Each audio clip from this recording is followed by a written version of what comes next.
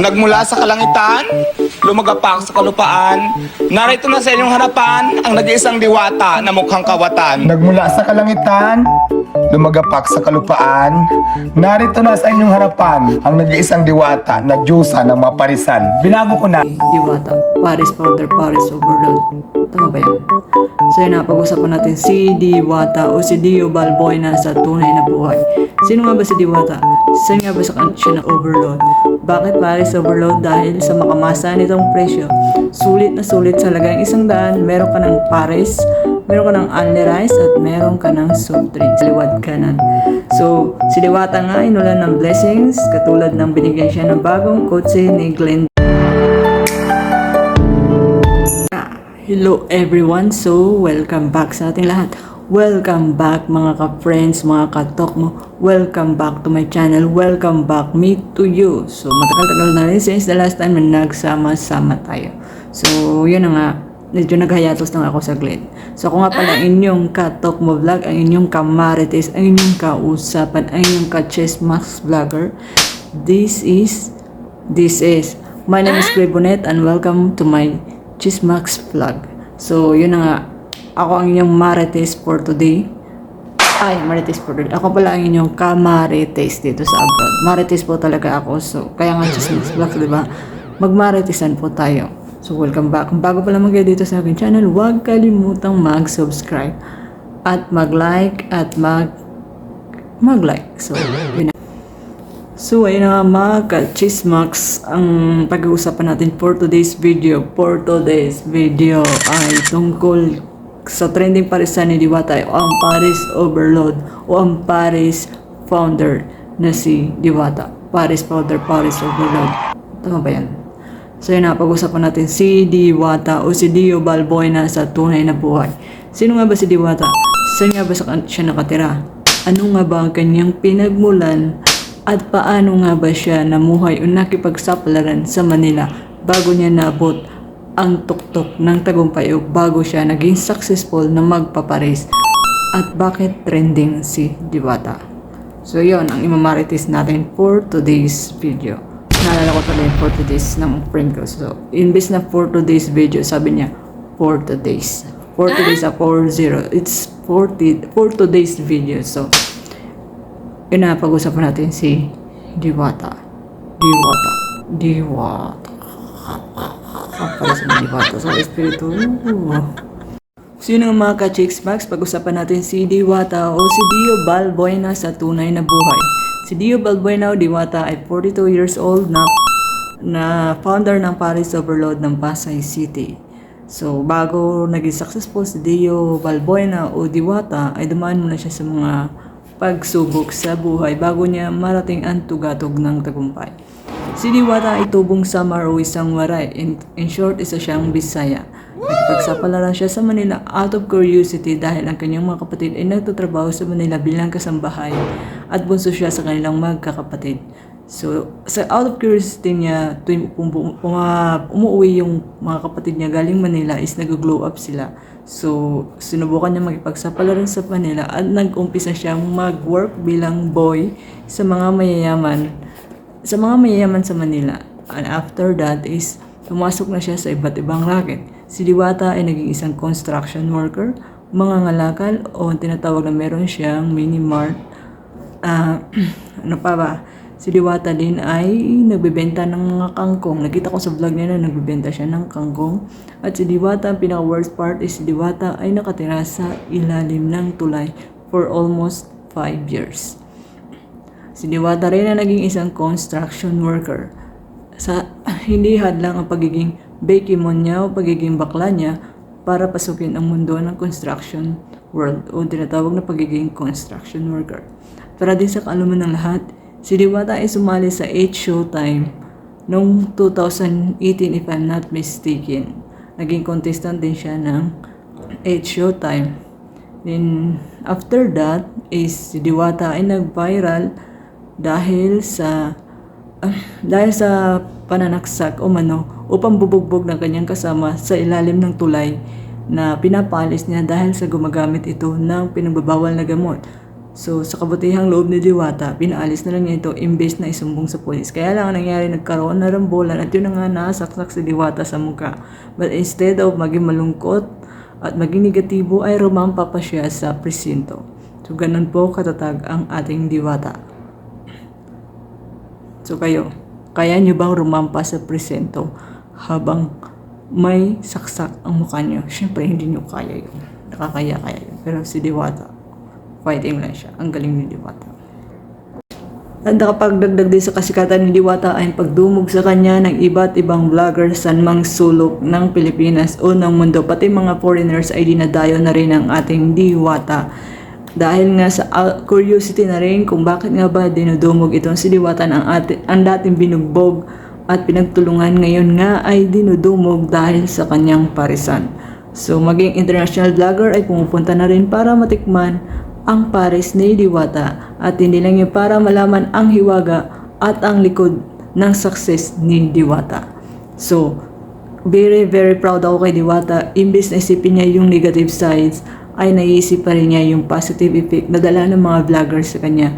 Imbis na itago na niya yun o set up for privacy, ay sinishare pa niya sa buong mundo kung paano niya narating ang kinalalagyan niya ngayon. Sabi nga nila ginagatasan ng mga vlogger si Diwata, pero ang kanyang pananaw ay hindi siya ginagatasan ng mga vlogger, bagkos ay tinutulungan siyang i-expose o anong tawag doon, i-promote ang kanyang business. Hindi lang doon lang sa Pasay, but sa buong Pilipinas at buong mundo. Iba ka, Diwata. Kaya nga patuloy at marami ang nagmamahal kay Diwata dahil di minsan hindi lumaki ang kanyang ulo. Nanatili siyang humble at nakaapak sa lupa. Sa kabila ng kanyang success, naging matulungin na rin siya. Ang dating mga tambay, ang dating niyang kaaway na sumaksak sa kanya, ay naging magkaibigan na sila, okay na sila, nag-move on na sila at kinuha niya. At binigyan niya ito ng trabaho sa kanyang parisan. Ganon po kabuti si Diwata. Habang papasikat din si Diwata at nagiging successful, di rin mawala-wala sa kanyang likod ang mga basher o ang mga taong may sakit na inggitism. As mayat-mayang clearing at higit sa lahat yung mga ibang vlogger kuno or mga nagla-live na kumakain doon na pumila-pila pa ng pagkahaba-haba tapos ay sisiraan lang pala ang pagkain ni Diwata. Sabi nga ni Diwata, walang pumipilit sa inyo na kumain sa kanyang parisan. Kung hindi kayo nasarapan, wag na kayong bumalik. At kung kulang din yung pera nyo at pakiramdam nyo, sayang lang yung pera nyo sa kinain nyo na sa pares, ay bulong nyo lang kay Diwata at ibabalik niya ang inyong pera. So instead na siraan nyo yung tao, tama nga yung sinasabi nila talaga na ang toxic Filipino culture is kapag nakita ng kapitbahay mong nakakaangat ka, hihilahin ka niya pababa. Yun po yun. Pero sabi nga ni Diwata, magsabi ka man ng maganda, may basher ka pa rin. Magsabi ka man ng hindi maganda, may basher ka pa rin. Yun na yung dahilan kung bakit, di ba, maraming umiidolo kay Diwata. Dahil sa dami ng bashers na sa dami ng gustong sumira sa kanya, ay nandun pa rin yung positivity vibes niya. Kaya nga umuulan ng blessings ngayon kay Diwata. Kahit hilahin sila, nahilahin siya. Kahit kung anong anik-anik ang sinasabi niya about sa kanyang pagkain na kesyo marumi, kesyo walang proper hygiene. Isa lang naman po yan, hindi naman po kayo pinipilit ni Diwata. Hindi naman po yun ang habol. Ang habol lang naman doon ay yung makamasang presyo na busog-lusog ka na. Diba? Hindi naman kayo pinipilit ni Diwata na kumain sa kanyang parisan. Ang importante lang kay Diwata ay nakakatulong siya at higit sa lahat nakakapaghanap buhay. Ganon kabait si Diwata at malaki ang kanyang positive impact doon sa mga tao na walang-wala na at patuloy na lumalaban. So yun ang mga ka-6 months bago pasukin ni Diwata ang Paris World, ang mundo ng parisan na pagluluto ng pares ay nagkaroon muna siya ng minimart. Nagtitinda muna siya ng sigarilyo, soft drinks, tubig sa mga tao na dumadaan-daan sa paligid o tinatawag siyang sidewalk vendor. So sa kanyang pagtitinda ay nakilala niya ang isang dating nagtatrabaho sa isang restaurant at nag-inganyo nagkasundo sila na magtayo ng semi-karinderya gamit ang isang pares na recipe. So habang papausbong ng kanilang parisan, nakapag-decide itong si chef, former chef na bumalik na sa probinsya at para makasama ang kanyang pamilya. So pinagpatuloy ni Diwata ang pagluluto ng pares at nagtuloy-tuloy ito hanggang sa makilala ito bilang Paris Overload. Bakit Paris Overload? Dahil sa makamasa nitong presyo. Sulit na sulit sa lagang 100, meron ka ng pares, meron ka ng only rice at meron ka ng soft drinks. Kaya kung meron kang 100 at gusto mo ng mabusog at sulit na pananghalian, umagahan at dinner, doon ka na kay Diwata. Kay Diwata Paris Overload. Dahil hindi ka titipirin sa kanin dahil nga only rice. So, diba? Si Diwata ngayon ay mainit sa mata ng mga fast food chain. Si Diwata ay suki ng clearing ngayon. Maya't maya may dumarating papag-clearing siya sa kung anong anik-anik na dahilan. Tama ngayon sinabi nila na kapag nakakaangat ka, isa sa mga toxic Filipino culture, hindi ka pwedeng umangat dahil maiinggit si kapitbahay. Yun ang nangyayari kay Diwata kaya lagi-lagi siyang namimiss ng mga tao para ipa-clearing. Sino mga ka-Chicks Max? Habang patuloy pababatikos pababash kay Diwata sa kaliwat kanang basher niya, siya din naman pag-ulan ng blessing ng kaliwat kanan. So, si Diwata nga inulan ng blessings, katulad ng binigyan siya ng bagong kotse ni Glenda, isang sikat na businesswoman. At recently nga binigyan siya ni Rosmar ng house and lot, 1 milyong piso at 5 million worth products. At hindi lang yun, na-feature din si Diwata na-feature ang parisan ni Diwata ni Alex Gonzaga, isang sikat na vlogger at actress. At na-interview rin si Diwata, nabigyan ng pagkakataon din si Diwata na mag-guest kay Tony Gonzaga, ang tinatawag na Tony Talks. At ngayon nga mapapanood nga si Diwata sa Batang Quiapo, ang sikat at hit na teleserye ni Coco Martin.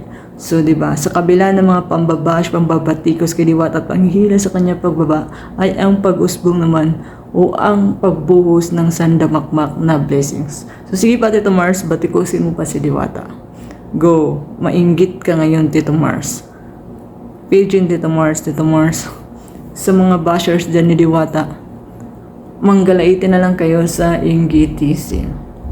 So, magsikap din kayo para maging successful din kayo katulad ni Diwata. Ha? Hindi yung hilahin niyo siya pababa. So, yun na nga guys. Nag-upgrade na ng product si Diwata o ng luto si Diwata. Meron na rin siyang fried chicken. Not chicken but fried chicken. Bulalo na malaman at boto-boto. At tigit sa lahat, ganun pa rin, meron din siyang parisan. Kaya kung hindi pasok sa panlasa nyo ang pares, pwede kayong magpunta o kumain o mag-try sa kanyang fried chicken na bukod sa malaki ay sulit meal pa rin sa halagang abot kaya lamang. Still unlimited rice plus soft drinks. So para sa mga basher dyan, tumahimik na kayo at gayahin nyo na lang si Diwata. Sabay-sabay tayo magilahan pataas, hindi magilahan pababa. Ang Paris Overload ni Diwata ay magtatagpuan sa GW Boulevard, Pasay City, near beside GSIS. Open siya 24 hours. I think, sabi nila, maganda na daw yung location ni Diwata. Hindi na katulad dati na maraming langaw, yun yung sinasabi ng mga basher na hindi malinis. Pero ngayon, malinis na, meron na rin pinatayong kusina si Diwata at meron na rin siyang comfort room o sanitary place.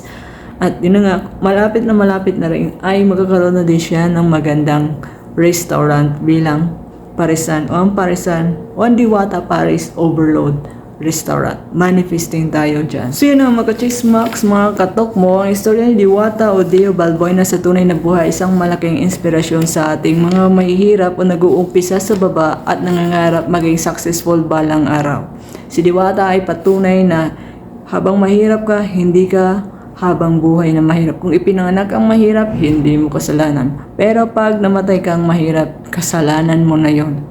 Kaya diba, sabi nga niya kung nasa level 1 ka, mag-step up ka, pumunta ka sa level 2. Step by step lang yan. Si Diwata, nakuha niya ang successful era sa edad na 42 years old. So sa ating mga bata-bata pa, 30 plus, o kahit late 30s, may pag-asa pa tayo basta magsikap lang at lumaban sa buhay. Kung magpanghinaan ng loob, laban lang. Ang sabi nga ni Diwata, kung hindi para sa'yo ngayon, baka bukas para sa'yo na. Di ba? Huwag ka lang may wala ng pag-asa. Dahil hindi habang buhay nasa baba ka, basta alam mo at basta masipag ka, madiskarte ka. O hindi sapat yung diskarte lang, di ba? Sabi nga nila, do not work hard, but work smart.